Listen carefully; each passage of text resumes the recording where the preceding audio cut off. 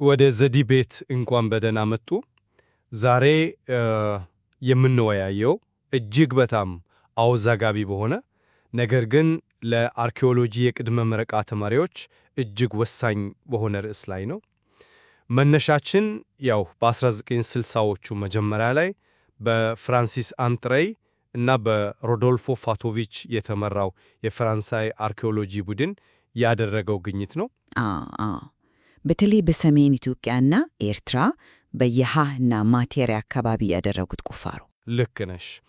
እንግዲህ እዚያ ቦታ ላይ ከ70 እስከ 500 ከክርስቶስ ልደት በፊት የነበሩ የሙስናድ ፊደላትን የያዙ የዕለት ተዕለት የቤት ውስጥ የሸክላ ዕቃዎችን አግኝተው ነበር እና ይህ ግኝት በአፍሪካ ቀንድ ታሪክ ላይ ሁለት ፍጹም ተቃራኒ የሆኑ ምሁራዊ አቋሞችን ፈጥሯል። ትክክል። በአንድ በኩል ታናሹ ሄርማን ቮን ቪስማን አለ። እሱ ይህንን የሙካሪብ አስተዳደርን እንደ መዋቅራዊ ማስረጃ ተጠቅሞ ከደቡብ አረቢያ የመጣ ትልቅ የመንግስት ምስረታ እንደነበር በጂኦግራፊያዊ ንድፈ ሐሳቡ ያቀርባል። በሌላ በኩል ደግሞ ያው የምንወያይበት ዋና ጉዳይ እንደ ፕሮፌሰር ኤፍሬም ይስሐቅ ያሉ ምሁራን አሉ። አዎ፣ እና እዚህ ላይ ነው ትልቁ የክርክር ነጥብ የሚነሳው። የፕሮፌሰር ኤፍሬም ጸረ ቅኝ ግዛት አቋም እንደ ትክክለኛ ምሁራዊ ትችት ሊወሰድ ይቻላል ወይስ ደግሞ እኔ እንደምከራከረው የቪስማንን አባት የቅኝ ግዛት ታሪክ እንደመነሻ በመጠቀም የልጁን ጠንካራ ሳይንሳዊ ግኝቶች ለማፍረስ የሚደረግ ሙከራ ነው? እኔ በበኩሌ የአባትን እንደ መሸጋገሪያ በመጠቀም የልጁን መዋቅራዊ ንድፈ ሐሳብ ውድቅ ማድረግ ሳይንሳዊ ውለቶችን ሚያዛባ ነው ያምናለሁ። እኔ ደግሞ የፕሮፌሰር ኤፍሬምን አቋም ሙሉ በሙሉ ጋር አለው። ጸረ ቅኝ ግዛት አቋም እዚህ ላይ ዝም ብሎ ፖለቲካዊ ትችት አይደለም፣ ኦርተኛ ምሁራዊ ንባብ ነው። የቋንቋና የባህል ቀጣይነት የአገር በቀል ሴማዊ ህዝቦችን የሺህ ዓመታት ታሪክ የሚያሳይ ሆኖ ሳለ የቪስማን ንድፈ ሐሳብ ግን ያው የውጭ ኃይሎች መጥተው አፍሪካን አሰለጠኑ የሚለውን የተሳሳተ የቅኝ ግዛት አስተሳሰብ በሳይንስ ስም የደበቀ ነው። እንግዲህ መረጃዎችን ስንመለከት ማለቴ የሄርማን ፎን ቪስማን የካራቢዝም ጽንሰ ሐሳብ ዝም ብሎ ከአየር የመጣ መላምት አይደለም። የሙካሪብን ስርዓት በዝርዝር ተንትኗል። ከማሪብ ተነስቶ ቀይ ባህርን የተሻገረ እጅግ በጣም የተዋከረ የፖለቲካና የአስተዳደር መዋቅር በአፍሪካ ቀንድ መመስረቱን ነው የሚያሳየው። ግን እኮ አንድ ንሚሽ ይህን ልጨርስ። እዚህ ጋር እያወራን ያለነው ስለ ተራ ንግድ ልውውጥ አይደለም። የያሃ ቤተ መቅደስን የመሰሉ ግዙፍ የድንጋይ ውቅሮች እኮ ያው ዝም ብሎ በተበታተነ ማህበረሰብ የሚገነቡ አይደሉም። ማዕከላዊ አስተዳደርን፣ የፖለቲካ ቴክኖሎጂን ይፈልጋሉ። አየህ፣ የያሃ ቤተ መቅደስን ግንባታ የአካባቢው ማህበረሰብ አቅም ፈጽሞ እንደማይፈቅድ አድርጎ ማሰብ ራሱ የችግሩ ዋነኛ አካል ይመስለኛል። ፕሮፌሰር ኤፍሬም ያው እንደምናውቀው የቋንቋና የሃይማኖት ታሪክ አጥኚ ናቸው።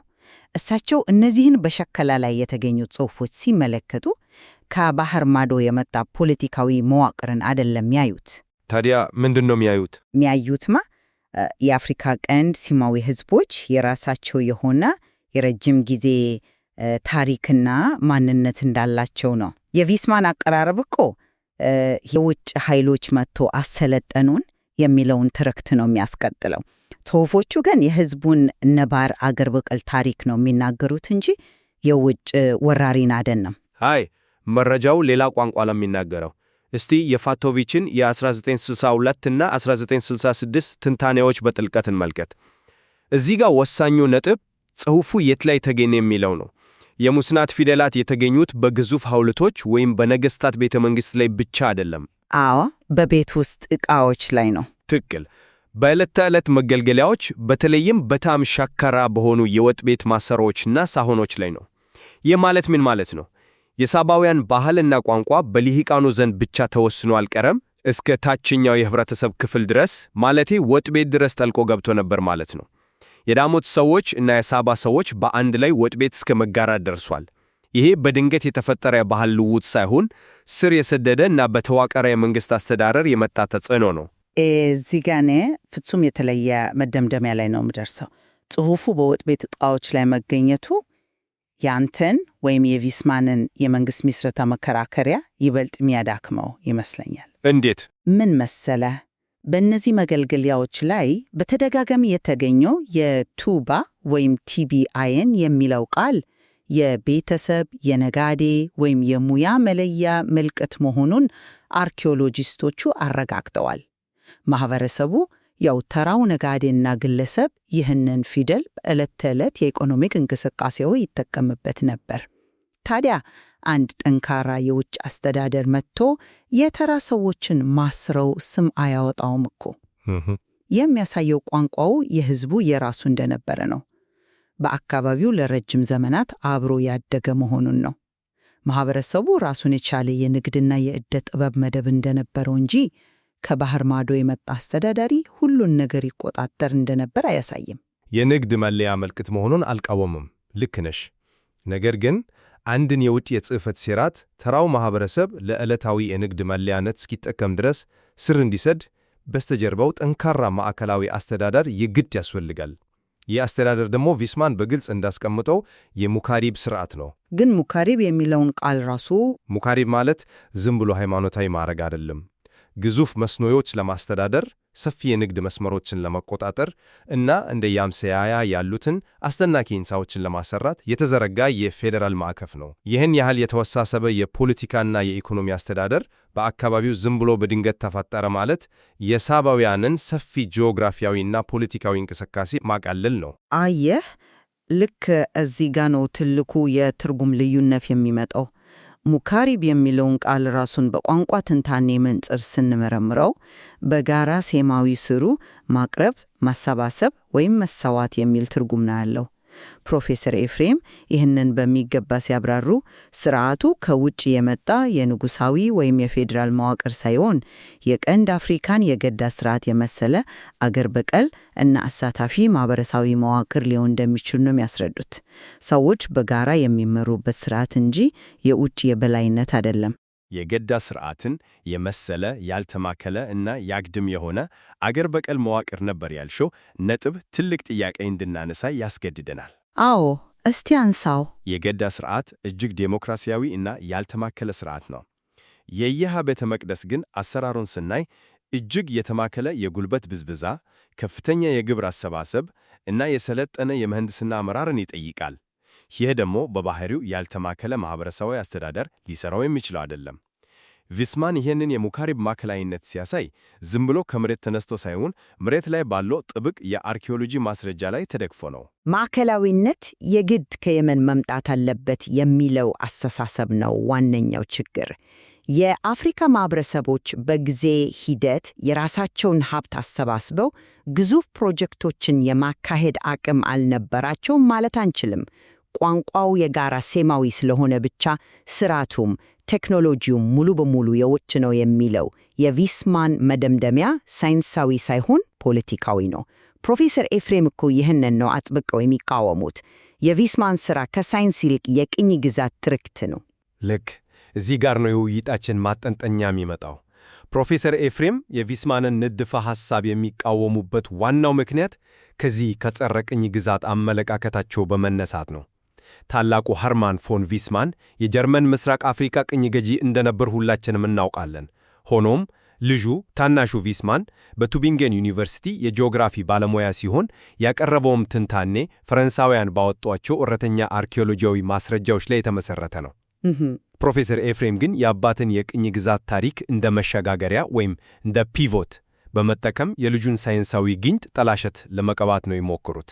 አንድ ሰው አባቱ ቅኝ ገዢ ስለነበር ብቻ በዘመናዊው ትምህርት ሳይቀር ትክክለኛነታቸው የተረጋገጡን የጂኦግራፊና የአርኪኦሎጂ ግኝቶች ሙሉ በሙሉ ውድቅ ለማድረግ መሞከር እንደ እውነተኛ ምሁራዊ አካሄድ ሊወሰድ አይችልም።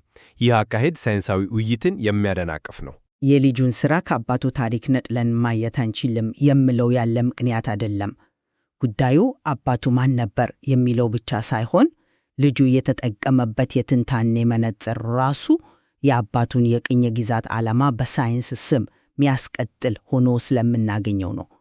ታናሹ ቪስማን ታላቃ ሳባ የሚባለውን ትርክት ሲፈጥር የአካባቢው ሕዝብ የራሱን ታሪክ የመቅረጽና የማስተዳደር አቅም እንደሌለው አድርጎ ነው ያቀረበው።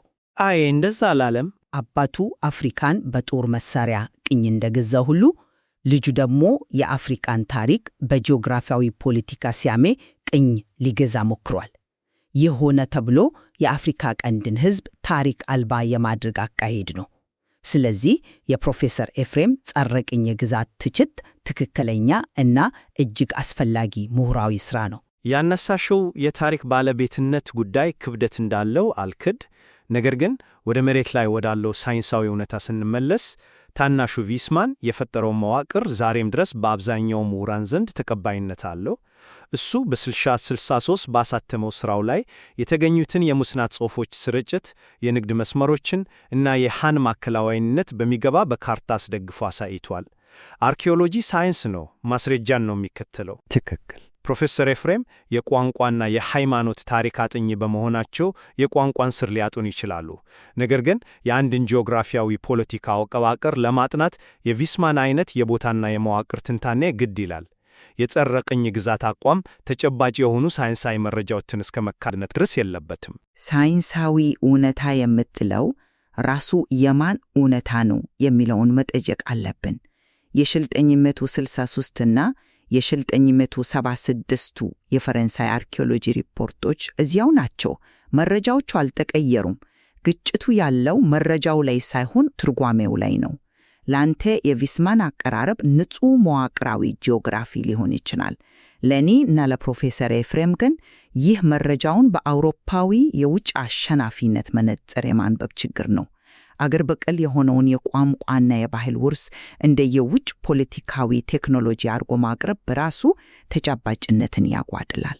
ግን እኮ ፕሮፌሰር ኤፍሬም ይህንን ለማስተባበል የሚጠቀሙት መከራከሪያ የዊስማንን ግንጮች በዝርዝር በመሞገት ሳይሆን አጠቃላይ የቅኝ ግዛት ትርክት ነው በሚል ታፔላ መመልጠፍ ነው።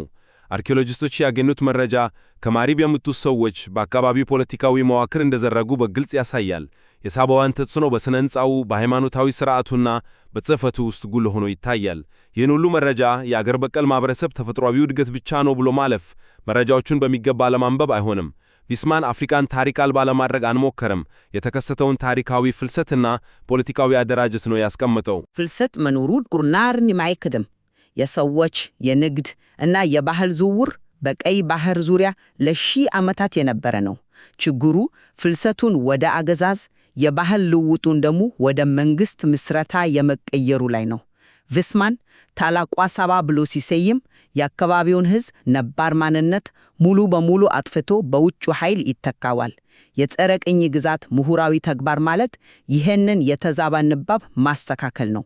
የፕሮፌሰር ኤፍሬም ጥረት የሳይንስን ግኝት መካድ ሳይሆን ሳይንሱ የአካባቢውን ሕዝብ ነባር አቅም በሚያንጸባርቅ መልኩ እንዲተረጎም ማድረግ ነው። ነገር ግን ሳይንስን በማህበራዊ ፍትህና በጸረ ቅኝ ግዛት መነጽር ብቻ መተርጎም የራሱ ትልቅ አደጋ አለው። የዊስማን አቀራረብ ጂኦግራፊያዊ እና መዋቅራዊ ነው። አባቱ አፍሪካን ስለበደለ የልጁ ሳይንሳዊ ካርታ ስህተት ነው ብሎ መደምደም አመክንያዊ ስህተት ነው። የካራቢዝም ንድፈ ሐሳብ የአፍሪካን ታሪክ አይክድም። ይልቁንም አፍሪካ ቀንድ ከዓለም አቀፉ የንግድና ፖለቲካ ስርዓት ጋር እንዴት እንደተሳሰረ ነው የሚያሳየው። የሙካሪብ አስተዳደር የዚህ ዓለም አቀፋዊ ትስስር ማሳያ እንጂ የአፍሪካውያን ዝቅተኝነት ማረጋገጫ አይደለም። ዓለም አቀፋዊ ትስስር ነው በሚለው እስማማለሁ። ነገር ግን የሙካሪብን ትርጉም ወደ ቅኝ ገዥነት ወይም ወደ የላይኛ ጠባቂነት መቀየሩ ነው ትክክል ያልሆነው። የዕለት ተዕለት የቤት ውስጥ መገልገጃዎች ላይ የተገኙት የሙሰና ጽሑፎች እኮ ይህንኑ ነው የሚያረጋግጡት። የአካባቢው ማህበረሰብ ይህንን ፊደል ለራሱ የንግድና የዕለት ተዕለት ኑሮ አላምዶ ይጠቀምበት እንደነበር ያሳያል። ይህን የጋራ ሀብት የአንዱ ብቻ አርጎ ሌላውን ደግሞ ተቀባይ አርጎ መሳል የዊስማን ትንታኔ ያለበትን ትልቅ ክፍተት ያሳያል። እንግዲህ ከዚህ ሰፊ ውይይት በኋላ አቋሞቻችንን ብናጠቃልል በእኔ እምነት የታናሹ ሄርማን ፎን ዊስማን የካራቢዝም ንድፈ ሐሳብ ጠንካራ አርኪኦሎጂያዊ እና ጂኦግራፊያዊ መሠረት አለው። በየሃያና ማቲያሪያ የተገኙት የሙስና ጽሑፎች እና የሙካሪብ አስተዳደር ማዕቀፍ ከደቡብ አረቢያ ወደ አፍሪካ ቀንድ የተዘረጋ ግልጽ የፖለቲካ ሥርዓት መኖሩን ያሳያሉ። የጸረ ቅኝ ግዛት አመለካከትን በማራመድ ብቻ ይህንን ሳይንሳዊ እውነታ በአባቱ ታሪክ ሰበብ ውድቅ ማድረግ ተገቢ አይመስለኝም። የ1963 እና የ1976 የጥናት ሪፖርቶች ለዚህ መዋቅራዊ ትንታኔ ትልቅ ግብዓት ናቸው። በበኩሌ ደግሞ ፕሮፌሰር ኤፍሬም ይስሐቅ የሚያነሱት የቋንቋ ቀጣይነትና የአገር በቀል ማንነት ጉዳይ የበለጠ አሰማኝ ሆኖ አግኝቼዋለሁ።